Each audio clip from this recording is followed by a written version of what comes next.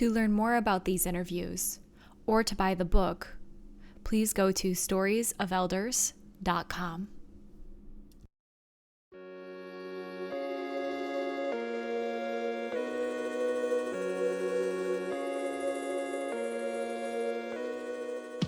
Welcome to the Stories of Elders podcast. This podcast serves as both introduction and connection to the elders that I, Veronica Kieran, interviewed while I drove 12,000 miles across America. On that journey, I interviewed 100 of our oldest living citizens in order to truly understand how technology has changed things over the past century, and to write the book called Stories of Elders: What the Greatest Generation Knows About Technology That You Don't.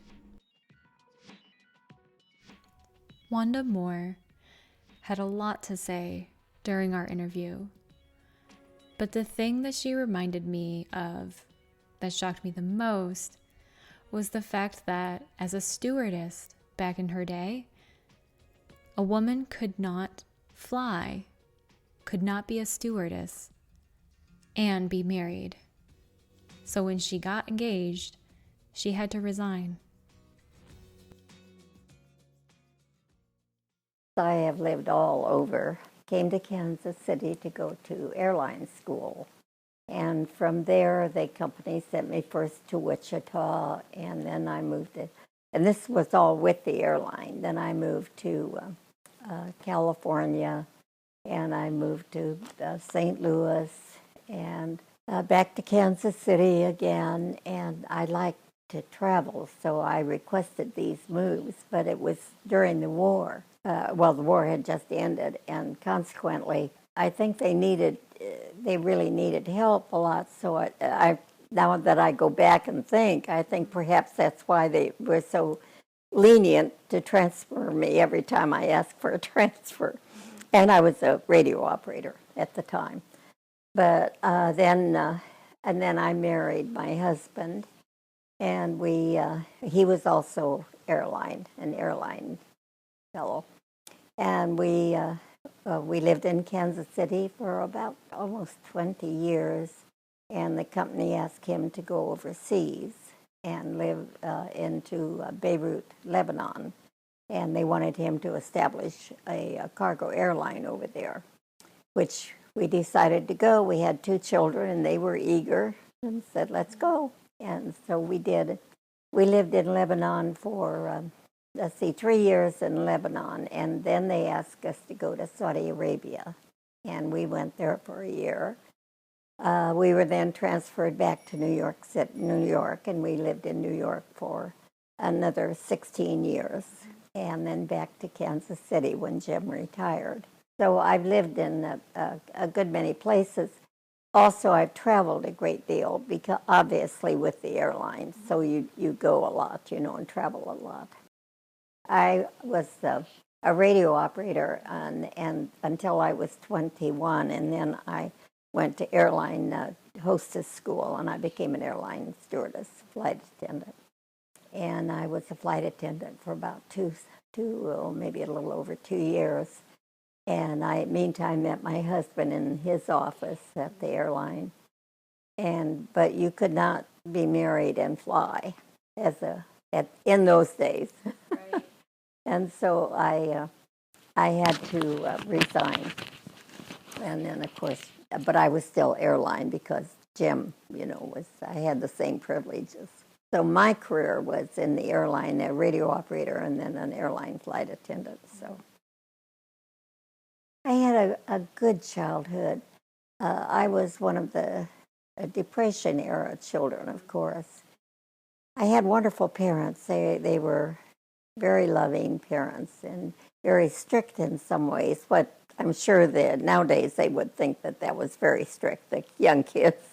But they were very loving parents, and I had a good childhood during that time. And my father was an electrician, and he, of course, jobs were difficult then, and he managed to get a job in Muscatine, Iowa. And so that's a small town, but we moved from Des Moines to Muscatine. So I spent several years as a child in Muscatine. And then back to Des Moines when I was in high school. We moved back to Des Moines again. Okay, favorite pastime when I was, oh my goodness. I was very shy so when I was a child. So there wasn't a lot of things that I remember as, I know I had a happy childhood. Oh, I remember going to the park. We had a city park, and we'd go down there. My father would take my sister and I down there, and we would play as kids. And then as I got older, and this is sort of when I think back now, it's sort of funny, but when I went to the Methodist church, and we had a young lady came to our church to teach us sort of like a Bible school. And she came from out of town, and she was a very pretty woman. I remembered that as a child. And she was extremely nice and sweet. So as I listened to her, I decided I wanted to be an evangelist. And I think I must have spent probably the next 2 to 3 years thinking that was what I wanted to do. And then I don't know how that sort of faded into something else. But that was my childhood wish for quite a long while. Well, I was talking to some ladies in there. We all agreed that in our day, in our childhood, I mean, you never swore. You never said swear words. That was really naughty. And I don't think nowadays that you hear these young kids, they don't think too much about that. Divorce was not really a good thing at all. And, nobody wanted to talk about anything like that. And nowadays, I mean, a couple can get together and live together and think nothing of it. That's fine. And that was, of course, taboo. And when I was a young girl, I think the difference, we were much more, we didn't have the freedom. Would you say freedom that they have now? Or not exactly freedom, but it's more of we just weren't allowed to do more, the things that the kids nowadays seem to be able to do. I don't know whether it's maybe the electronics that have come up and not now. And of course, we had none of the things. Now, I have a great grandson that picks up the iPod, and he's 5 years old, and away he goes, and even the 2-year-old is beginning to do the same thing. So that is amazing to me, just amazing. And that's a big difference. Of course, but that's because of the electronics and the technology that we've made. I think in many ways it's been very good. It's helped a great deal. For instance, when I was operating radio, then I learned to type regular typewriter, and what we had then was a teletype too. But I was going great guns, and now I try some of this. In fact, my son just when he came this weekend, he brought me an iPod, and so I'm just getting used to that. And but I'm determined I'm going to conquer it, but it's a little difficult for me.